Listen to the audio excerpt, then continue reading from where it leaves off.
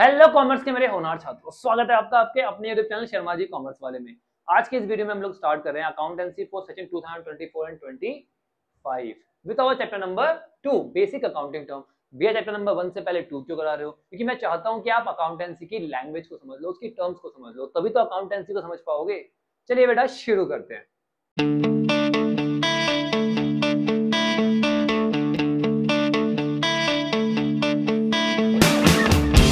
सबसे पहले आता है हमारे पास बिजनेस ट्रांजैक्शन। बिजनेस ट्रांजैक्शन क्या होती है? एक ऐसी ट्रांजैक्शन जिसके अंदर फाइनेंशियल इवेंट इन्वॉल्व होता है, मतलब मनी इन्वॉल्व होती है, पैसा इन्वॉल्व होता है, right, between two and more parties, दो या दो से ज्यादा पार्टीज के बीच में एक ऐसी ट्रांजैक्शन जिसमें फाइनेंशियल मतलब मनी इन्वॉल्व है, उसको बोलते हैं बिजनेस ट्रांजैक्शन। होता क्या है इसके अंदर? Mainly exchange of goods and services होता है। आप क्या करते हो? गुड्स एंड सर्विस को एक्सचेंज करते हो, किसके लिए? पैसे के लिए, मनी के लिए, और उसे आप रिकॉर्ड कर देते हो अपनी बुक ऑफ अकाउंट में। क्लियर? एग्जाम्पल समझो। तो राजेश ने क्या करा, एक मोबाइल फोन भेज दिया किसको? प्रिया को। राजेश ने एक मोबाइल फोन बेचा किसको? प्रिया को, 10,000 रुपए का। ठीक है, तो ये बिजनेस ट्रांजेक्शन है। क्यों है भाई बिजनेस ट्रांजेक्शन? क्योंकि यहाँ पर गुड्स को एक्सचेंज किया जा रहा है, मतलब मोबाइल फोन जो हमारा गुड्स है उसको एक्सचेंज किया जा रहा है, किसके बदले में? पैसे के बदले में। कितने पैसे लिए गए? 10,000 रुपए। क्लियर? ऐसे बिजनेस में बहुत सारी ट्रांजेक्शन होती है बेटा, जिसको हम रिकॉर्ड करते हैं डे टू डे बेसिस पे। ठीक है बेटा, चलिए अगला आता है हमारे पास अकाउंट। अब ये अकाउंट है क्या, पहले ये समझ। जब एक तरह की ट्रांजेक्शन्स को आप एक ही हेड के अंदर लिख देते हो, उसको हम अकाउंट बोलते हैं। बहुत सिंपल है। जैसे आपने जो जो परचेज किया अपने बिजनेस फॉर्म के लिए, उन सबको आपने परचेज हेड के अंदर लिख दिया कि भाई ये सामान मैंने परचेज किया, ऊपर हेडिंग डाल दी परचेज। दैट्स इट, वही होता है हमारा अकाउंट, सिंपल वर्ड्स में। ठीक है, a record of transaction under that head, किसी भी हेड के अंदर जो भी रिकॉर्ड हो रहा है ट्रांजेक्शन का, उसको अकाउंट कहते हैं। ठीक है, अब वो कैश में हो सकती है या फिर क्रेडिट में। ठीक है, क्लियर बेटा? Good out. चलो, it not only show the amount of transaction, ये केवल अमाउंट ऑफ ट्रांजेक्शन शो नहीं करता, बट उसके साथ साथ उसका इफेक्ट भी शो करता है, उसकी डायरेक्शन भी शो करता है कि इफेक्ट क्या होगा हमारे बिजनेस पे उसका। ठीक है बेटा, चलिए अगला आता है हमारे पास कैपिटल। कैपिटल अपने लोगों को बोलते हो, सुना होगा यार मेरे पास तो कैपिटल ही नहीं है, मैं बिजनेस कैसे स्टार्ट करूं अपना? सुना है ना? कैपिटल क्या होता है? मालिक का पैसा, वो पैसा मालिक ने बिजनेस में लगाया हुआ है, उसको बोलते हैं कैपिटल। पहले एग्जांपल देखते हैं। स्नेहा ने स्टार्ट किया अपना एक छोटा सा क्लोथिंग बिजनेस, ठीक है, बुटीक। ठीक है बेटा, चलिए, जिसमें उसने 50,000 रुपए लगाए अपनी पर्सनल सेविंग से। समझो इस बात को, जो स्नेहा है वो क्या है? ऑनर है किसकी? अपने क्लोथिंग बुटीक की, अपने बिजनेस की ऑनर है। उसने अपनी पर्सनल सेविंग से बिजनेस में 50,000 रुपए लगाए, तो मालिक ने पैसा लगाया अपने बिजनेस में, राइट? उसको बोलते हैं क्या? कैपिटल। इजी, समझ में आ गया? चलिए एक बार रीड कर लेते हैं। कैपिटल से क्रिटिकल कंपोनेंट बहुत इंपॉर्टेंट होता है, बिना कैपिटल के तो बिजनेस हो नहीं सकता, सिंपल सी बात है। उसके डेली ऑपरेशंस के लिए भी और फ्यूचर ग्रोथ के लिए भी, इवन शुरू करने के लिए भी बहुत इंपॉर्टेंट है। बिना पैसे के बिजनेस शुरू होगा ही नहीं। कैपिटल जो है बिजनेस की, वो ऑनर की भी होती है और आउटसाइड से भी होती है, that is share, debenture, bond, इसको हम बाद में पढ़ेंगे। अभी के लिए मालिक ने तो बिजनेस में पैसा लगाया, वो है हमारी कैपिटल। इजी। चलिए बेटा, अब आता है हमारे पास ड्राइंग। ड्राइंग क्या होता है? मालिक को पैसे की जरूरत पड़ गई, तो उसने क्या करा, बिजनेस में से अपने पर्सनल यूज के लिए कुछ पैसा निकाल लिया, इसी को बोलते हैं ड्राइंग। सिंपल। ठीक है, पहले एग्जांपल देखो। राहुल जो था ऑनर है ग्रोसरी स्टोर का, ठीक है, उसको 2,000 रुपए की जरूरत पड़ी, उसने क्या करा, अपने बिजनेस से निकाल लिया, तो ये 2,000 रुपए क्या हो गए? उसकी ड्राइंग हो गई। क्लियर? इजी। तो क्या होता है drawing? Withdrawal made by the owner, owner ने निकाला है। ध्यान रखना, पहला पॉइंट तो ये इंपॉर्टेंट है। और किसके लिए निकाला है? पर्सनल यूज के लिए। ठीक है ना? आपको कंफ्यूज किया जाएगा आगे कि भैया मालिक ने पैसा निकाला है, बट निकाल लिया किसके लिए? ओ बिजनेस ऑपरेशन के लिए, तो वो ड्राइंग नहीं है। जब वो पर्सनल उसके लिए निकालेगा तभी ड्राइंग होगी। ध्यान रखना इस बात को। क्लियर बेटा? इसको हम क्या करते हैं, मालिक की जो कैपिटल होती है उससे कम कर देना। सिंपल सी बात है, जो पैसा लगाया था मालिक ने उसमें से कुछ निकाल लिया, तो उसकी कैपिटल जो है वो कम हो गई। इजी। ठीक है बेटा, अब आता है हमारे पास लायबिलिटी। लायबिलिटी क्या होता है? लायबिलिटी का सिंपल सा मतलब है जो आपको पे ऑफ करना है, जो आपको चुकाना है, आपके ऊपर ऑब्लिगेशन है, आपको चुकाना है। अपने माँ बाप का कर्ज आपको चुकाना है, आपके माँ बाप ने आपके लिए बहुत कुछ किया है, तो एक लायबिलिटी आपके ऊपर ऑलरेडी है। ठीक है, तो लायबिलिटी बिल्कुल वही है, यहीं से समझो क्या है कि भैया हमें अपनी कर्ज को चुकाना है, जो हमने पे ऑफ करना है, जो हमने लिया है किसी से उसको चुकाना है, दैट्स इट, क्लियर। ठीक है, तो ये फाइनेंशियल ऑब्लिगेशंस होती है या डेट होते हैं, उधार होता है जो बिजनेस ने लिया होता है किससे, दूसरों से। ठीक है बेटा, क्लियर, जिसके लिए वो लायबल होता है, जो उसको चुकाना होता है, लायबल टू पे। ठीक है, जैसे आपने बैंक से लोन ले लिया बिजनेस ने, तो क्या करना है, बैंक को चुकाना है, या फिर आपने उधार पे सामान खरीद लिया किसी से, ठीक है ना, उसको पैसे पे करने हैं, तो ये सब क्या होता है, हमारी हमारी लायबिलिटी होती है जो हमें पे ऑफ करनी होती है। Easy, clear. चलिए, दो तरह की लायबिलिटी है, इंटरनल और एक्सटर्नल। इंटरनल किसकी लायबिलिटी होती है, ऑनर की। ध्यान रखना बेटा, हम आगे पढ़ेंगे बिजनेस और ऑनर दोनों अलग अलग होते हैं, ठीक है, उनको हम सेपरेट लीगल एंटिटी कंसीडर करते हैं अपने बिजनेस को, आगे देखेंगे उसको। तो ऑनर के अभी पैसा बिजनेस को चुकाना होता है at the end of the day, ठीक है, तो वो होती है इंटरनल लायबिलिटी, इसलिए उसको बोलते हैं इंटरनल लायबिलिटी, ठीक है, जो ऑनर का पैसा है। और एक्सटर्नल लायबिलिटी कौन सी होती है, जो बाहर से उसने ली है, दैट्स इट, इजी। चलिए, अब लायबिलिटी को हम क्लासिफाई करते हैं दो पार्ट में, दो मेजर हेड में, उसको बोलते हैं नॉन करंट और करंट। ठीक है बेटा, पहले देखते हैं करंट लायबिलिटी। करंट लायबिलिटीज वो लायबिलिटीज होती है जो आपको एक साल के अंदर अंदर पे ऑफ करनी है, एक साल के अंदर अंदर चुकानी है, ठीक है। और नॉन करंट लायबिलिटीज वो होती है जो आपको एक साल से ज्यादा टाइम में चुकानी है, ठीक है।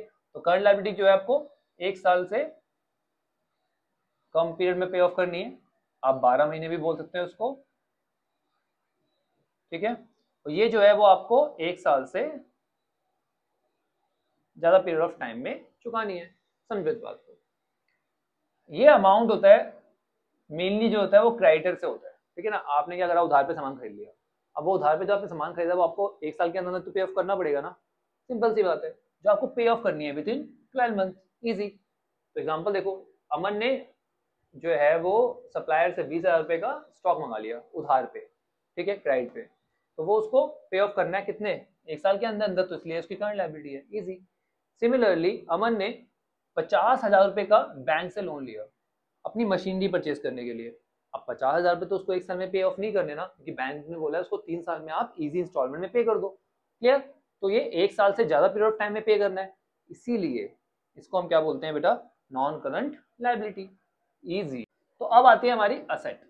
असेट क्या होता है बेटा, कोई भी एक एसेट है जिसपे आपका राइट है, ठीक है, उसको बोलते हैं असेट। सिंपल सी बात है, ये मार्कर है, किसका है ये मार्कर, मेरा है, मेरा इस पे राइट है, ये है मेरा असेट, इजी, क्लियर।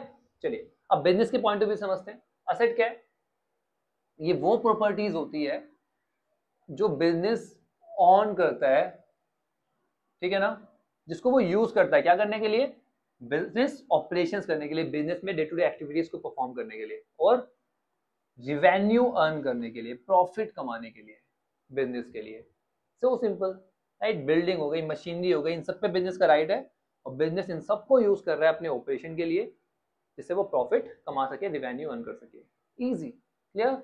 चलिए, तो सिंपल वर्ड में बिजनेस असेट क्या होता है हमारे पास, हमारी संपत्ति, आप अपने माँ बाप की क्या हो, संपत्ति हो, ध्यान रखना इस बात को, राइट। चलिए, अब असेट को हम क्लासिफाई करते हैं तीन पार्ट में, नॉन करंट, करंट और फिक्टिशियस। पहले बात करते हैं करंट असेट की। ये वो असेट्स होती है जिसको हम लिक्विडेट कर देते हैं with in 12 month, simple word में समझो, जिसको आप कैश में कन्वर्ट कर देते हो कितने में, एक साल के अंदर अंदर, ठीक है बेटा, उनको बोलते हैं हम लोग करंट असेट।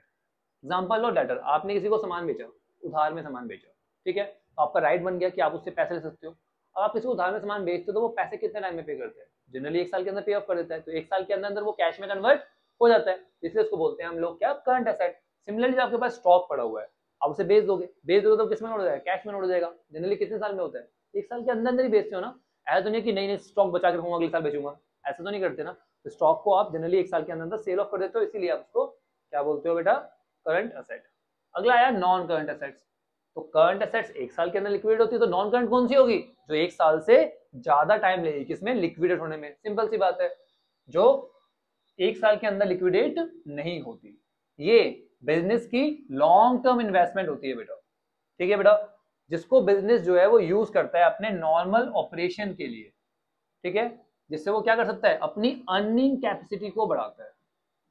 ये जो असेट्स होती है वो रीसेल के लिए नहीं खरीदी होती, ठीक है। तो एग्जांपल ले लो, मशीनरी और बिल्डिंग। मशीनरी बिल्डिंग कोई भी बिजनेस क्यों खरीदता है, लॉन्ग टर्म के लिए, फर्दर प्रोडक्शन करने के लिए, वहीं तो मशीनरी का इस्तेमाल करके तो प्रोडक्शन करेगा, तो ये उसकी अर्निंग कैपेसिटी बढ़ाती है, डे टू डे ऑपरेशन में उसको मदद करती है, ठीक है। ये रीसेल के लिए उसने नहीं खरीदी होती, लॉन्ग टर्म के लिए खरीदी होती है, इसलिए इसको आप फिक्स्ड एसेट्स भी बोलते हो, ठीक है बेटा। चलिए अगला आया फिक्टिशियस एसेट्स, को ध्यान से समझना, ठीक है बेटा। These are the losses not written off in the year in which they are incurred. जिस साल में आपने उसे करा है, आपको उस साल में केवल उसे नहीं दिखाना है, but in more then one accounting period, एक से ज्यादा अकाउंटिंग पीरियड में आपको दिखाना होता है। एग्जाम्पल समझ पाओगे ठीक से। प्रमोशनल एक्सपेंसेस का एग्जाम्पल लेते हैं पहले। आपने क्या करा, अपने बिजनेस को प्रमोट करने के लिए बहुत सारे खर्चे करे। अब वो सभी खर्चे जो आपने करे हैं, उन सबको आप एक साल के अंदर राइट ऑफ नहीं करोगे, ये खर्चे बहुत सारे हुए हैं। अगर आप उसको एक साल के अंदर ही दिखा दोगे तो आपकी फर्म जो है वो लॉस में चली जाएगी। तो इस तरह के जो खर्चे होते हैं, आप इनको धीरे धीरे क्या करते हो, अपने फर्म के बिजनेस में शो करना शुरू करते हो। मान लो 50,000 का खर्चा हुआ, ठीक है, वो 5 साल को आपको पता है कि 5 साल के लिए वो सारा पैसा जो है वो काम आएगा। प्रमोशनल एक्टिविटी जो थी वो 5 साल के लिए थी, ठीक है। अब आप क्या करोगे, हर साल 10-10 हजार रुपए राइट ऑफ करोगे, एक बार में पूरा का पूरा राइट ऑफ नहीं करोगे, ध्यान रखना इस बात को, ठीक है। Preliminary expenses, discount on issue of share, discount या loss on the issue of debenture, ये जितने भी होते हैं आप इन सब को यूज करते हो, राइट ऑफ करते हो एक से ज्यादा साल में, ठीक है बेटा, क्लियर। तो ये वो सारे खर्चे होते हैं जिसको आप जिस साल में वो हुए हैं केवल उस साल में राइट ऑफ नहीं करोगे, उससे ज्यादा पीरियड ऑफ टाइम में राइट ऑफ करोगे, clear. More than one accounting year में राइट ऑफ करोगे। चलिए अगला आता है हमारे पास फिक्स एसेट्स को हम क्लासीफाई कैसे करते हैं, टेंजिबल और इनटेंजिबल। नाम से क्लियर है, टेंजिबल एसेट्स वो एसेट्स होते हैं जिसकी फिजिकल एग्जिस्टेंस होती है। क्या होती है बेटा, फिजिकल एग्जिस्टेंस, जिसको आप देख सकते हो, टच कर सकते हो, वो सारी आपकी कैसी एसेट्स है, टेंजिबल एसेट है, ठीक है। इसमें लैंड हो गया, बिल्डिंग हो गया, फर्नीचर हो गया, जिसको आप देख सकते हो और टच कर सकते हो, क्लियर।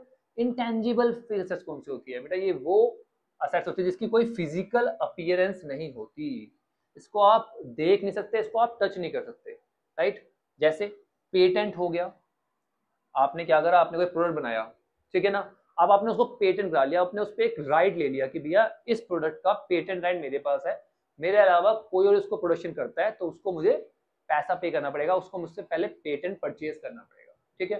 तो ये क्या हो गया, आपका असेट हो गया, आपके पास एक राइट आ गया। ऐसे गुडविल, आपके बिजनेस का जो नाम है जिसकी वजह से आप बाकी बिजनेसमैन ज्यादा पैसा कमा रहे हो, ये भी क्या आपकी एसेट है, दिखती तो नहीं है ना, बट है, क्लियर, श्योर। तो अगला आता है हमारे पास रिसीप्ट। रिसीप्ट क्या होती है बेटा, सिंपल, जो पैसा आपको रिसीव हो गया है या होने वाला है, ठीक है, अपनी गुड्स को बेचने के बदले में, अपनी सर्विस को प्रोवाइड करने के बदले में, या आपने जो असेट थी आपकी उसको बेच दिया, उसके बदले में भी पैसा आपको रिसीव हुआ है या होने वाला है, वही कहलाता है क्या, रिसीव। दो तरह का होता है, रिवेन्यू और कैपिटल। सिंपल वर्ड में बोलो तो रिवेन्यू रिसीव वो रिसीप्ट होती है जो आपको हुई है, किसकी वजह से, नॉर्मल कोर्स ऑफ बिजनेस की वजह से, मतलब अपने गुड्स एंड सर्विसेज को सेल करने की वजह से, ठीक है। जो नॉर्मल बिजनेस आप कर रहे हो उसकी वजह से जो पैसा आपके पास आया है वो सब आता है किसमें, रिवेन्यू रिसीप्ट में, ठीक है। अब नॉर्मल कोर्स ऑफ एक्शन में आप क्या करते हो, अपने सामान को बेचते हो या सर्विस प्रोवाइड करते हो, इजी, उससे जो भी पैसा है वो रिवेन्यू रिसीप्ट है। कैपिटल रिसीप्ट में क्या आएगा बेटा, वो पैसा जो आपको नॉर्मल कोर्स ऑफ बिजनेस से रिसीव नहीं हुआ, वो रिसीव हुआ है आपको कैसे, अदर किसी सेल से, ठीक है। जैसे आपने क्या करा, सेल कर दिया किसको, अपनी एसेट को, आपके पास कोई एसेट पड़ी थी वो आपने बेच दी, यहाँ पे मैं स्टॉक की बात नहीं कर रहा, ठीक है, उसके अलावा कोई एसेट बची हुई थी आपने वो बेच दी। आपके पास टेबल पड़ी थी बिजनेस में एक, ठीक है, वो आपको किसी काम की है, आपने उसको सेल ऑफ कर दिया, उससे तो पैसा है वो क्या है, कैपिटल से। आपने जो इन्वेस्टमेंट कर रखी थी बिजनेस के लिए, ठीक है, आपने उसको बेच दिया, उससे पैसा है वो क्या है, कैपिटल रिसीप्ट, राइट। ये वो सारी ट्रांजेक्शन जो आप डेली बेसिस पे नहीं करते, कभी कभी करते हो, राइट, जिसका नॉर्मल कोर्स ऑफ एक्शन से कोई लेना देना नहीं है, तो इस तरह की ट्रांजेक्शन जो होती है वो कैपिटल रिसीप्ट में आती है। Revenue receipt generally day to day base पे होती है, ये बहुत कम होती है, कभी कभी होती है, इसमें अमाउंट जो होता है थोड़ा कम होता है, यहाँ पे अमाउंट थोड़ा ज्यादा होता है, क्लियर हो गया। चलिए अब बात करते हैं एक्सपेंडिचर। एक्सपेंडिचर मतलब क्या होता है, जो खर्चा आपने किया है, द अमाउंट स्पेंट और लायबिलिटी इनकर फॉर एक्वायरिंग असेट, असेट को खरीदने के लिए, गुड्स एंड सर्विसेज को खरीदने के लिए जो जो आपने खर्चे करे हैं वो सब किस में आते हैं, आपके एक्सपेंडिचर में। एक्सपेंडिचर नाम से ही पता हो रहा है यार, जो जो आपने खर्चे करे हैं, ठीक है। अब वो खर्चे किसी भी काम के लिए करे हो, ठीक है, आपने गुड्स एंड सर्विस को परचेज करने के लिए करे हो या फिर गुड्स एंड सर्विस को प्रोड्यूस करने के लिए करे हो, ठीक है, या फिर कोई संपत्ति, कोई असेट लेने के लिए कर रहे हो। क्लियर? एक्सपेंडिचर को हम 3 पार्ट में डिवाइड करते हैं, कैपिटल, रिवेन्यू और डिफर्ड रिवेन्यू एक्सपेंडिचर। ठीक है, 3 होते हैं हमारे पास। पहले लिखते हैं कैपिटल एक्सपेंडिचर। कैपिटल एक्सपेंडिचर कौन से होते हैं? ये वो एक्सपेंडिचर होते हैं जो आपने किसी असेट को एक्वायर करने के लिए करे होते हैं। वो भी असेट कौन सी? लॉन्ग टर्म इनकम जनरेशन के लिए जो आपको काम आएगी। जैसे आपने अगर मशीनरी खरीद ली, मशीनरी जो है वो क्या है, आपको लॉन्ग टर्म तक, लंबे टाइम तक इनकम अर्न करने में मदद करेगी ना, राइट? इस तरह के जो खर्चे आपने करे हैं, ठीक है, वो सब किसमें आते हैं बेटा? कैपिटल एक्सपेंडिचर में। ये बहुत बड़ा अमाउंट होता है और ये यूजुअली आप कभी कभी करते हो। ठीक है, दूसरा है रिवेन्यू एक्सपेंडिचर। ये वो खर्चे होते हैं जो आप डे टू डे ऑपरेशन में करते हो, ठीक है, बिजनेस को चलाने के लिए। जैसे रेंट पे करना, इलेक्ट्रिसिटी पे करना, ठीक है ना, जो आपने सामान बेचा है उस पर कितना आपने खर्चा किया है, वो ये सब आता है किसके अंदर? रिवेन्यू। तो सिंपल से वर्ड में कैपिटल एक्सपेंडिचर वो एक्सपेंडिचर होते हैं जो आप कभी कभी करते हो और असेट्स को एक्वायर करने के लिए करते हो, उन असेट्स को जो आपके फर्दर प्रोडक्शन में काम आएगी। और डे टू डे ऑपरेशन के लिए जो करते हो वो आता है किसमें? रिवेन्यू एक्सपेंडिचर में। Electricity bill, rent, salary. ठीक है, अब ये बहुत इंपॉर्टेंट है, डेफर्ड रिवेन्यू एक्सपेंडिचर। ये वो एक्सपेंडिचर होते हैं, ठीक है ना, जिनको आप एक से ज्यादा ईयर में चार्ज करते हो, जिनको आप चार्ज करते हो मोर देन 1 अकाउंटिंग पीरियड। पीछे पढ़ा था ना फिक्टिशियस असेट्स, ये फिक्टिशियस असेट्स ही क्रिएट करते हैं। ठीक है, वही कंसेप्ट है, बिल्कुल सेम। ठीक है बेटा, ठीक है ना।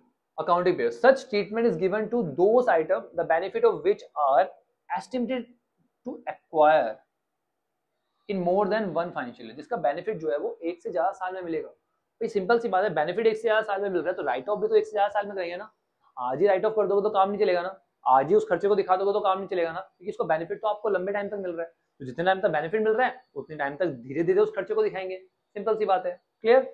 चलिए, तो इसमें आता क्या है, एग्जांपल समझो। एडवर्टाइजमेंट एक्सपेंस, आपने क्या करा, अपनी कंपनी का एडवर्टाइजमेंट कराया, ठीक है, और एक एडवर्टाइजमेंट एजेंसी को 5 लाख रुपए दे दिए 5 साल के लिए। 5 साल के लिए दिया ना, तो क्या आप उसको खर्चे को आज ही कंसीडर कर लोगे सारा? नहीं ना। अब वो 5 साल के लिए दिए तो हर साल लाख लाख रुपए मान लो कि आपका लाख लाख रुपए लग रहा है, ठीक है, पर देना एक बार में पड़ा, तो उसको राइट ऑफ कितने टाइम में करोगे? 5 साल में करोगे, 1 साल में नहीं करोगे। क्लियर?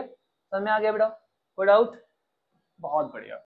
चलिए, तो हमें अब पढ़ना है एक्सपेंस। एक्सपेंस क्या होता है? जो भी अपने आप खर्चे करे हैं किसके लिए? डे टू डे ऑपरेशन के लिए, वो सब क्या एक्सपेंस है। इसको 2 पार्ट में क्लासिफाई करते हैं बेटा, प्रीपेड और आउटस्टैंडिंग। प्रीपेड नाम से क्लियर हो रहा है, प्रीपेड वो एक्सपेंस जो आपने पहले ही पे कर दिए, जो आपने एडवांस में पे कर दिया, amount of expense which is paid in advance, जो आपने एडवांस में पे कर दिए और जिसका बेनिफिट आपको अवेलेबल रहेगा, मिलता रहेगा उस साल में या फिर आने वाले टाइम में भी।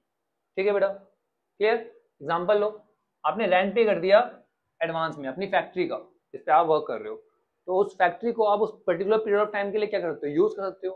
ठीक है, ये होता है आपका असेट। प्रीपेड एक्सपेंस क्या बनते हैं? आपके असेट, क्योंकि आपके क्या होता है, इस पे राइट बन जाता है कि आप उसको यूज करते रहोगे, अधिकार बन जाता है। ठीक है, अगला है आउटस्टैंडिंग एक्सपेंस। ये वो एक्सपेंस होते हैं जो आपको अभी पे करने हैं, आपने पे करे नहीं है, आपने उसका बेनिफिट तो ले लिया बट अभी तक पे नहीं करे। Clear? It is expense that has been incurred, वो खर्चे जो हो तो चुके हैं बट अभी तक पे नहीं हुए हैं। ठीक है बेटा, ये क्या होती है? आपकी लायबिलिटी होती है, क्योंकि आपको चुकानी है अभी। आई बात समझ में? जैसे सैलरी है, इंप्लॉइज की आपने सैलरी, आपने इंप्लॉइज से 2-3 महीने काम करा लिया पर उनको 2-3 महीने की सैलरी नहीं दी। ठीक है, काम तो आपने करा लिया ना, राइट, खर्चा तो हो चुका है, ठीक है, बट अभी भी पे होनी है वो सैलरी। तो इस तरह से जो भी एक्सपेंस होता है वो क्या होता है? आपका आउटस्टैंडिंग एक्सपेंस होता है। क्लियर? कोई डाउट?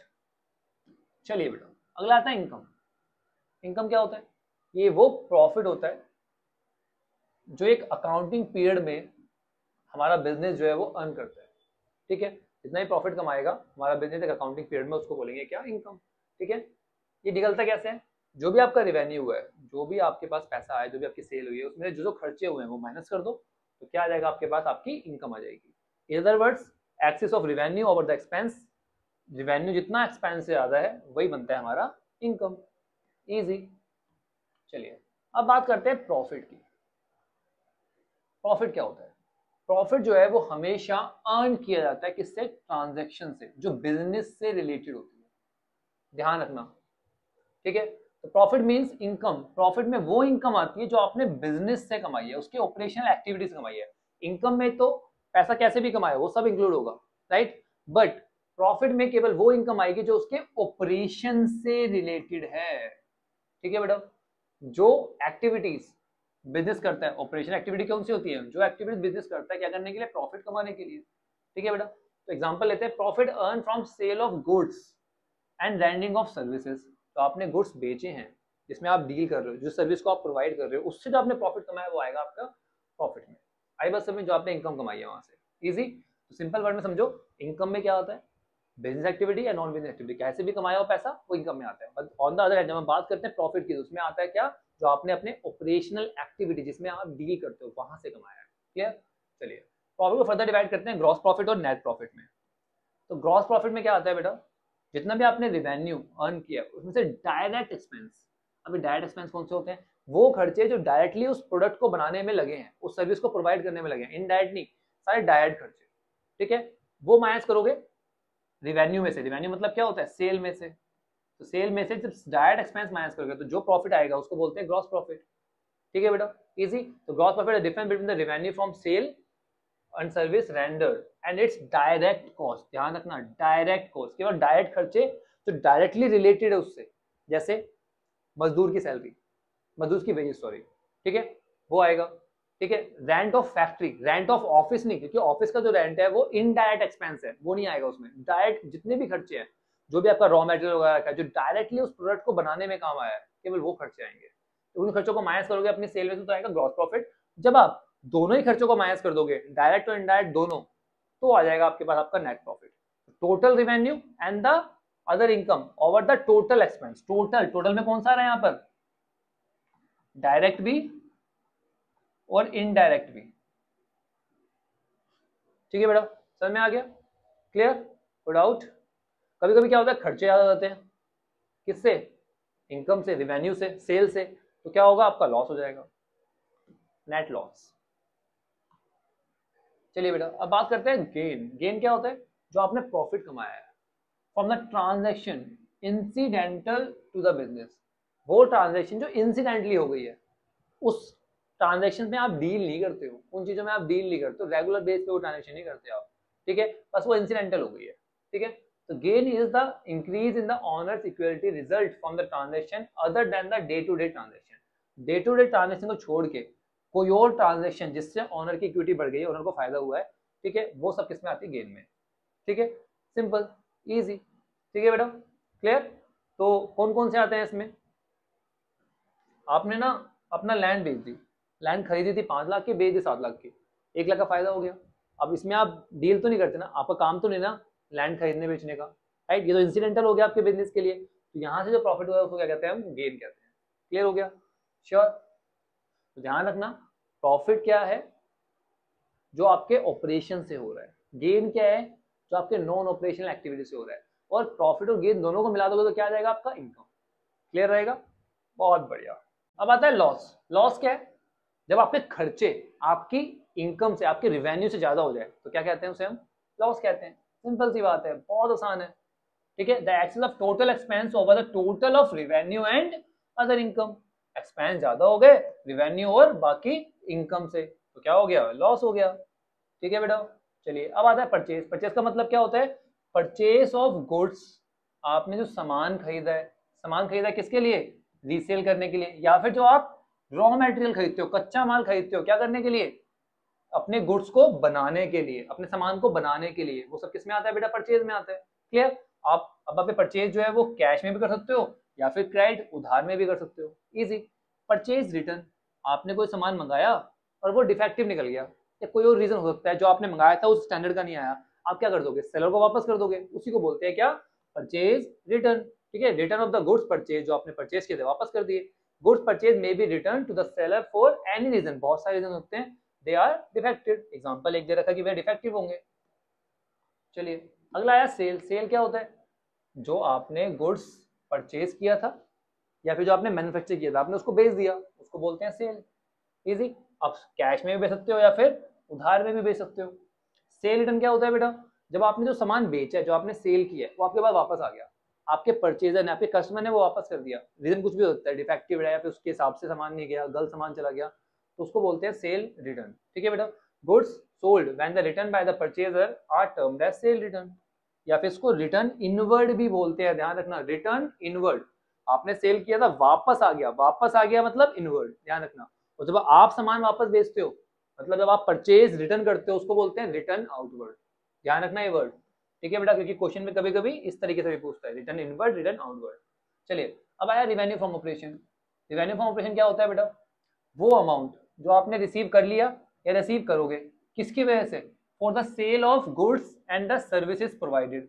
बेटा जो भी आपने गुड्स बेचे हैं या सर्विस प्रोवाइड करी है, जिसके रिटर्न में क्या होगा, आपको पैसा मिलेगा, आप रिवेन्यू अर्न करोगे, उस रिवेन्यू को बोलते हैं रिवेन्यू फ्रॉम ऑपरेशन। और सिंपल करता हूँ, वो रिवेन्यू जो आपको आपकी operational activity, day to day activities की वजह से हुआ है, बिजनेस एक्टिविटीज की वजह से हुआ है, उसको बोलते हैं revenue from operation. Revenue from the operation mean the revenue earn by the enterprises from its operating activities. Operating activities कौन सी होती है?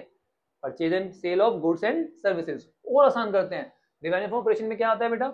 Net cell. नेट सेल को ही रिवेन्यू फ्रॉम ऑपरेशन बोलते हैं। सेल में से सेल रिटर्न माइनस कर दो तो रिवेन्यू फ्रॉम ऑपरेशन आ जाएगा। अब आता है हमारा गुड्स। तो गुड्स क्या होता है बेटा? ये वो आइटम्स होते हैं जिसमें आप डील कर रहे होते हो।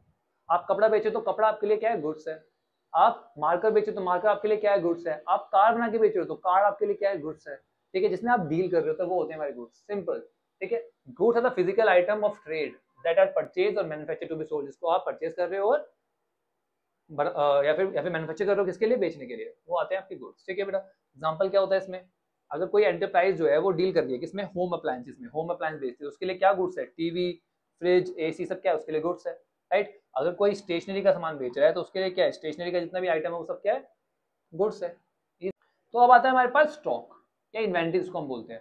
ये वो गुड्स होते हैं जो अनसोल्ड रह गए, या ये वो गुड्स होते हैं जो मैन्युफैक्चरिंग में अभी यूज नहीं हुए, वैसे के वैसे पड़े हुए हैं एक पर्टिकुलर डेट पे। ठीक है, आप क्या करते हो? मार्कर आपने खरीदे, 50,000 मार्कर खरीदे, अब बेचे कितने? केवल आपने 40,000, 10,000 बचे रह गए, वो आपको क्या? स्टॉक है। इजी, ठीक है। तो स्टॉक जो है वो आपकी करंट एसेट होती है जो एक एंटरप्राइज के पास होती है, ठीक है, सेल करने के लिए, ऑर्डिनरी कोर्स ऑफ एक्शन में। क्लियर? चलिए, स्टॉक को हम दो पार्ट में क्लासिफाई करते हैं, ओपनिंग स्टॉक और क्लोजिंग स्टॉक। तो ओपनिंग स्टॉक कौन सा होता है? ये स्टॉक जो आपके पास है अकाउंटिंग ईयर के स्टार्टिंग में, बिगनिंग ऑफ अकाउंटिंग ईयर में जो भी आपके हाथ में स्टॉक है, ठीक है, उसको बोलते हैं क्या? Opening stock. ठीक है बेटा, क्लियर? या फिर सिंपल वर्ड्स में, जो पिछले साल का क्लोजिंग था वो इस साल का क्या बन गया? ओपनिंग बन गया। पिछले साल आपके पास 10,000 मार्कर बचे रह गए, तो इस साल की क्या हो गया? वो 10,000 ओपनिंग बन गया। ठीक है, अब आपने क्या करा? 50,000 मार्कर और खरीद लिए, 60,000 हो गए आपके पास, आप बेच पाए केवल 40,000। अब इस साल कितने बच गए? 20,000। तो 20,000 क्या हो गया? क्लोजिंग स्टॉक हो गया। ठीक है, तो क्लोजिंग स्टॉक क्या है? Stock in hand at the end of the accounting period. Accounting period के एंड में जितना भी स्टॉक है वो क्या होता है? क्लोजिंग स्टॉक होता है। इजी। तो स्टॉक ऑफ इन्वेंट्री को हम एक तरीके से और क्लासिफाई कर सकते हैं बेटा, ठीक है। स्टॉक ऑफ फिनिश गुड्स, ये वो गुड्स होते हैं जो पूरी तरह से बन के तैयार है, ये अपने कंज्यूमर द्वारा यूज करने के लिए पूरी तरह रेडी है, पर बिके नहीं। ये मार्कर है, ये बन के पूरी तरह तैयार है, बट अभी बिका नहीं है, इसका स्टॉक आपके पास पड़ा हुआ है, ठीक है, बट कंज्यूमर इसको यूज कर सकता है। तो इस तरह का जो स्टॉक होता है उसको बोलते हैं स्टॉक ऑफ फिनिश गुड्स। अगला आता है stock of raw material. Raw material मतलब मार्कर को बनाने के लिए, आपके गुड्स को बनाने के लिए जो जो कच्चा माल आपको चाहिए था, जो जो रॉ मटेरियल आपको चाहिए था, उसका आपने अभी तक इस्तेमाल किया ही नहीं है, वो कच्चा माल वैसा का वैसा पड़ा है, अनयूज पड़ा है, तो इस तरह के स्टॉक को बोलते हैं क्या? Stock of raw material. ठीक है बेटा, जैसे आपको शर्ट बनाने के लिए कपड़ा चाहिए, अब वो कपड़ा जो आपके पास पड़ा हुआ है अनयूज्ड, वो क्या होगा? आपका स्टॉक ऑफ रॉ मटेरियल। ठीक है बेटा, work in progress. Work in progress क्या होता है बेटा? ये वो गुड्स होते हैं जिन पे थोड़ा बहुत काम हो चुका है, पूरी तरह बने नहीं है, पार्टली फिनिश गुड्स होते हैं, बन रहे हैं, बनने के प्रोसेस में है, बट अभी तक पूरी तरह बने नहीं है, अपने कंज्यूमर द्वारा यूज करने के लिए रेडी नहीं है, तो वो क्या होगा? आपका वर्क इन प्रोग्रेस। समझ लो, ये मार्कर है, इसका नीचे वाला पार्ट बन गया है, ये पार्ट नहीं बना, ये पार्ट नहीं बना, आप पूरी तरह तैयार नहीं है, यूज तो कर नहीं सकते आप। ठीक है, तो क्या बोलेंगे हम लोग? Stock of work in progress, semi finish goods. ठीक है बेटा, चलिए अब आता है हमारे पास ट्रेड रिसीवेबल। ट्रेड रिसीवेबल क्या होता है बेटा? ये वो पैसा होता है, वो अमाउंट होता है जो रिसीवेबल है, जो आपको रिसीव करना है, किसके अगेंस्ट? जो आपने गुड्स बेचे थे या जो आपने सर्विस प्रोवाइड करे थे। आपने गुड्स बेचे, सर्विस प्रोवाइड करी, उसके बदले में जो भी पैसा आपको रिसीव करना है वो आता है ट्रेड रिसीवेबल में। इसमें दो चीजें आती है, डेटर और बिल रिसीवेबल। तो डेटर और बिल रिसीवेबल दोनों को जोड़ दोगे तो क्या आ जाएगा आपके पास? ट्रेड रिसीवेबल आ जाएगा। ठीक है बेटा, तो डेटर क्या होता है? वो इंसान जिसको आपने सामान बेचा है या सर्विस प्रोवाइड करी है, किस पे? उधार पे, जिससे अभी आपको पैसा लेना है, वो कहलाता है डेटर। इजी। राम ने श्याम को सामान बेचा, उधार पे सामान बेचा कि श्याम तुझे बाद में पे कर दियो, ठीक है, तो राम के लिए श्याम क्या हो गया? डेटर हो गया, इजी, क्योंकि शाम को राम को पैसा देना है। क्लियर हो गया। चलिए, ये बिल रिसीवेबल क्या होता है? Acceptance received from a debtor. आपने क्या करा, एक डेटर से एक्सेप्टेंस ले ली कि भैया उसको आपको पैसा पे करना है, आपने लिखवा लिया, ठीक है, एक रिटर्न स्टेटमेंट ले ली, उसी को बोलते हैं क्या, बिल रिसीवेबल। ठीक है बेटा। चलिए, bill receivable means a bill of exchange, एक ऐसा बिल ऑफ एक्सचेंज जिसको डेटर ने एक्सेप्ट कर लिया कि भैया इतना अमाउंट वो आपको एक पर्टिकुलर डेट पे पे करेगा, उसको बोलते हैं बिल रिसीवेबल। देखो बेटा, होता क्या है, कभी कभी क्या होता है कि ना डेटर पे आपको विश्वास नहीं है, तो आप क्या करते हो, एक लीगल टर्म्स में लीगल डॉक्यूमेंट्स बना लेते हो, ठीक है, उसको बोलते हैं हम क्या, बिल रिसीवेबल। ठीक है, उसे लिखवा लेते हो कि भैया मैं आपको इतना पैसा पे करूंगा, किसके अगेंस्ट में, जो मैंने आपसे सामान खरीदे हैं, ठीक है, इस डेट पे करूंगा, लिख के दे दिया उसने, तो वो क्या बन गया, बिल रिसीवेबल बन गया। ठीक है बेटा, ये दोनों ही हमारे लिए क्या होती है, असर होती है कि यहाँ पे हमें पैसा रिसीव हो रहा है। तो अब आता है हमारे पास बैड डेट, नाम से ही क्लियर है, वो डेट जो क्या हो गए, बैड हो गए, जो आपको पैसा पे नहीं करने वाले भाग गए। ठीक है ना, सारे डेटर अच्छे हो, ईमानदार हो, जरूरी तो नहीं ना, कुछ ऐसे भी होते हैं जो आपको पैसा नहीं देते, आपको पैसा लेके भाग जाते हैं, सामान ले लिया उन्होंने आपसे, खरीद सामान ले लिया, फिर उसके बाद गायब। ठीक है, तो इस तरह के जो होते हैं वो होते हैं बैड डेट। ठीक है ना, वो डेट जो अब रिकवरेबल नहीं है, जिसको आपने क्या कर दिया है, राइट ऑफ कर दिया है। ठीक है, क्यों, क्योंकि वो पैसे वापस आने ही नहीं है, ये क्या होता है, बिजनेस के लिए लॉस होता है, इजी। तो अब आता है ट्रेड पेबल। ट्रेड पेबल क्या होता है बेटा, वो अमाउंट जो पेबल है, क्यों पेबल है, क्योंकि आपने किसी से गुड्स परचेज करे या सर्विस ली है।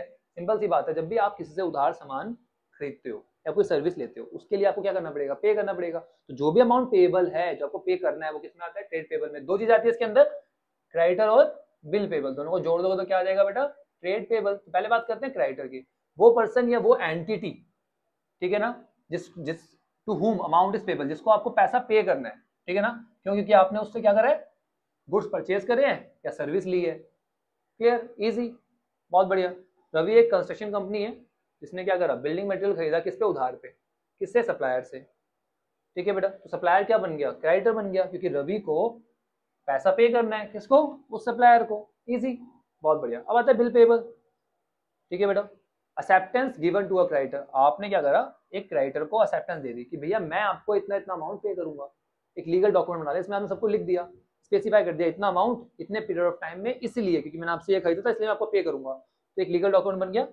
ठीक है, उसको बोलते हैं हम लोग क्या, बिल पेबल।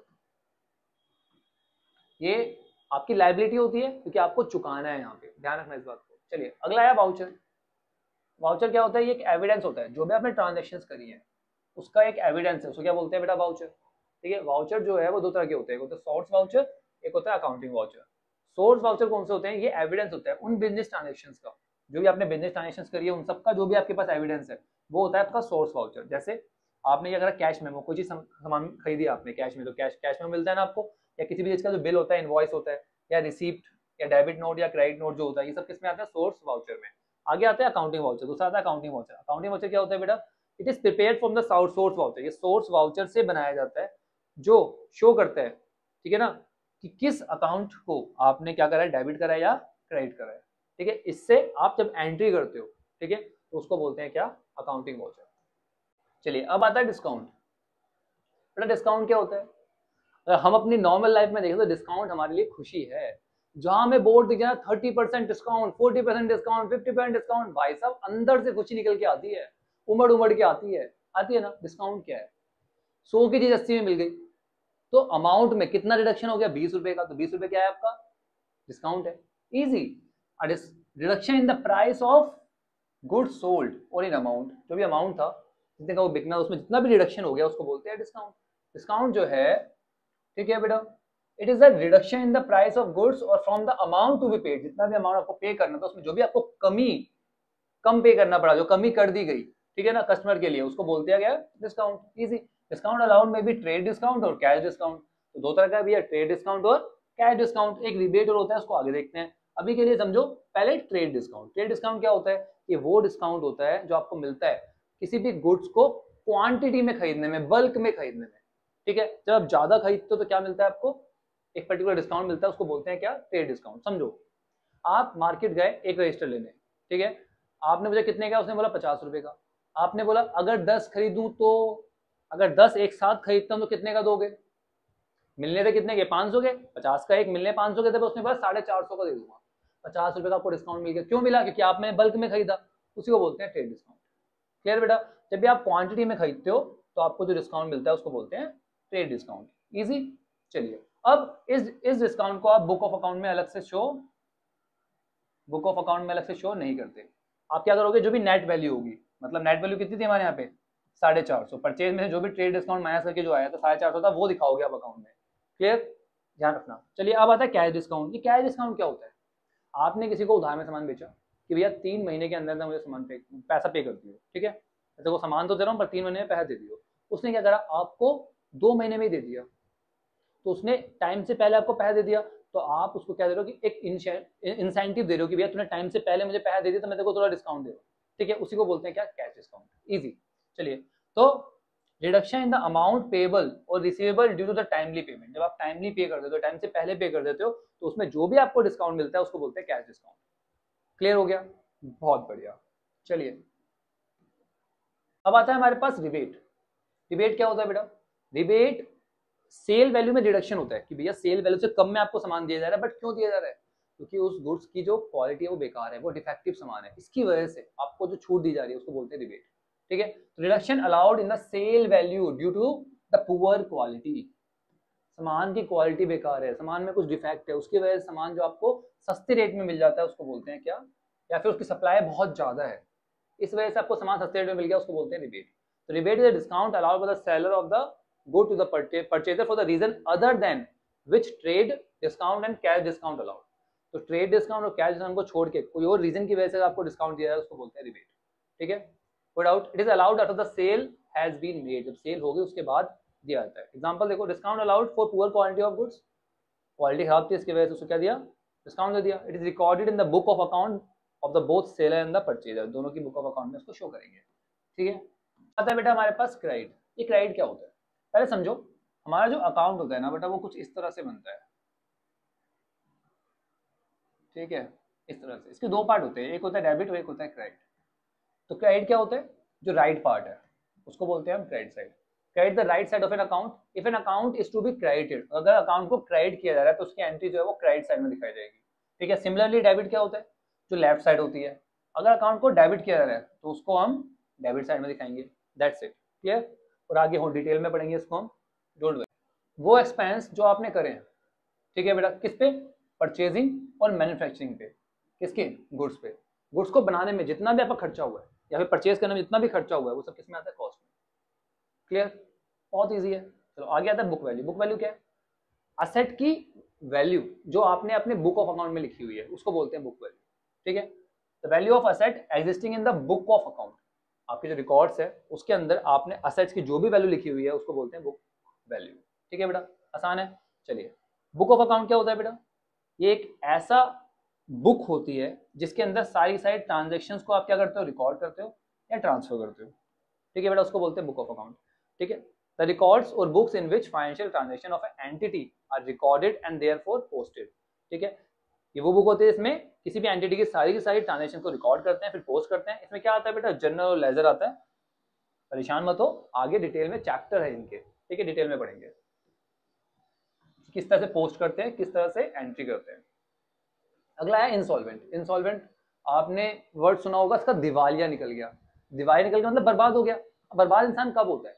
जब उसकी लायबिलिटी ज्यादा है और असेट कम है, उसके पास इतनी असेट नहीं है कि वो अपनी लायबिलिटी को चुका पाए, तो इस केस में उसको हम बोलते हैं इंसॉल्वेंट। ठीक है, चलिए, अ पर्सन या एंटिटी अनेबल टू पे हिज डेट। जब कोई भी पर्सन या कोई एंटिटी अपने डेट को चुका नहीं पाता उसको बोलते हैं इंसॉल्वेंट। ठीक है बेटा, clear? A person not in the position to pay its debt. Easy. Solvent कौन है? जो अपने डेट को पे करने की पोजीशन में है वो सॉल्वेंट है। उल्टा हो गया इसका। ठीक है बेटा, प्रोप्राइटर कौन है बेटा? मालिक को ही प्रोप्राइटर कहा जाता है, ऑनर को ही प्रोप्राइटर कहा जाता है। ठीक है बेटा, ध्यान रखना। A person who owns the business, जो मालिक है उस बिजनेस का, उसको बोलते हैं प्रोप्राइटर। ठीक है बेटा, वो बंदा जो इन्वेस्ट कर रहा है किसमें? बिजनेस में, और सारा रिस्क ले रहा है बिजनेस से रिलेटेड, उसी को तो बोलते हैं प्रोप्राइटर। ठीक है बेटा, चलिए अगला आता है फाइनेंशियल स्टेटमेंट या फाइनल अकाउंट। ये फाइनेंशियल स्टेटमेंट क्या होता है बेटा? ये एक ऐसी स्टेटमेंट होती है जो प्रिपेयर की जाती है साल के एंड में, अकाउंटिंग पीरियड के एंड में, क्या डिटरमाइन करने के लिए, क्या निकालने के लिए कि भैया हमारे बिजनेस की परफॉर्मेंस कैसी है, फाइनेंशियल परफॉर्मेंस कैसी है, हमारे बिजनेस की पोजीशन कैसी है। ठीक है, इसके अंदर क्या क्या बनाते हैं हम लोग, ट्रेडिंग अकाउंट बनाएंगे, इसके अंदर हम प्रॉफिट एंड लॉस अकाउंट बनाएंगे, इसके अंदर हम और बैलेंस शीट बनाएंगे। ठीक है बेटा, आगे इसके भी हमें डिटेल में चैप्टर्स पढ़ने हैं। तो ये तीनों चीजें हम बनाते हैं at the end of the year. क्यों? क्योंकि हमें जानना है कि हमारे बिजनेस ने कितना प्रॉफिट किया, कितना लॉस किया, क्या उसकी एक्चुअल पोजीशन है, क्या उसकी फाइनेंशियल पोजीशन है, कितनी एसेट है हमारे पास, कितनी लायबिलिटी है, सब जानने के लिए हम फाइनेंशियल स्टेटमेंट या फाइनल अकाउंट बनाते हैं। ठीक है बेटा, तो अब आता है डेप्रिसिएशन। डेप्रिसिएशन क्या होता है बेटा? Depreciation the fall in the value of asset, किसी भी एसेट की वैल्यू का कम होना। क्यों कम होना? क्योंकि हमने उसको यूज कर लिया है, क्योंकि उसको बड़े बड़े टाइम हो गया है, या उसकी टेक्नोलॉजी ऑब्सोल्यूट हो गई है, ऑब्सोलेंस, या फिर उसका एक्सीडेंट हो गया है। इनमें से किसी भी कारण से अगर आपके एसेट की बुक वैल्यू जो है वो कम हो जाती है तो उसको बोलते हैं क्या? डेप्रिसिएशन। इजी। आपने एक बाइक खरीदी, ठीक है, क्या एक साल बाद उस बाइक की वैल्यू उतनी रहेगी? नहीं ना, उसकी वैल्यू कम हो जाएगी ना, इसी को बोलते हैं डेप्रिसिएशन। क्लियर? चलिए, इसके बाद आता है एंटिटी। एंटिटी क्या होता है? एंटिटी का मतलब क्या होता है? एक इकोनॉमिक यूनिट जो इकोनॉमिक एक्टिविटीज परफॉर्म करती है। वो सारी इकोनॉमिक यूनिट जो क्या करती है? इकोनॉमिक एक्टिविटी परफॉर्म कर रही है, मतलब बहुत सारी एक्टिविटी परफॉर्म कर रही है, किस लिए? पैसा कमाने के लिए। उन सबको बोलते हैं क्या? एंटिटी। जैसे रिलायंस इंडस्ट्रीज है, बजाज ऑटो है, मारुति है, ये सब क्या है? एंटिटी है। आ रही है बात समझ में? कोई डाउट? अगला आता है एंट्री। एंट्री क्या होता है? Recording business transaction in the book of account. जब भी आप किसी भी ट्रांजेक्शन को अपनी बुक ऑफ अकाउंट में रिकॉर्ड करते हो, उसको बोलते हो कि आपने एक एंट्री कर दी है। क्लियर बेटा? चलिए, हमारे पास हमारा आखिरी point, that is balance sheet. बेटा बैलेंस शीट क्या होता है?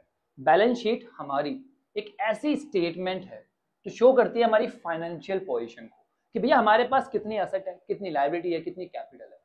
Right? At the end of the year हम इसको बनाते हैं और अपनी फाइनेंशियल पोजीशन को एनालाइज करते हैं, बैलेंस करते हैं। किसको? एसेट्स और लायबिलिटीज को। आगे डिटेल में पढ़ेंगे, कंप्लीट चैप्टर्स हैं हमारे। So that's it with our video. I hope सभी अकाउंटिंग टर्म पूरी तरह से क्लियर हो गई है। फिर भी कोई डाउट हो तो कमेंट सेक्शन खुला हुआ है, अपने भाई को बताओ, आपकी प्रॉब्लम को सॉल्व कर दिया जाएगा। अकाउंट्स, इकोनॉमिक्स और बिजनेस स्टडी टेंशन अपने भाई पे छोड़ दो, मैं हूं, मैं सब कुछ कराऊंगा, डिटेल में कराऊंगा, with the help of real life. आपको हर कंसेप्ट तसल्ली से समझाऊंगा। ठीक है बेटा, अगर चैनल को अभी तक सब्सक्राइब नहीं किया, सब्सक्राइब कर लो और अपने दोस्तों के साथ भी शेयर करो, और कमेंट करना मत भूलना, क्योंकि वहीं से हमें मोटिवेशन मिलती है और मेहनत करने की। चलिए बेटा, मिलते हैं नेक्स्ट वीडियो में, तब तक के लिए take care, bye bye, study hard.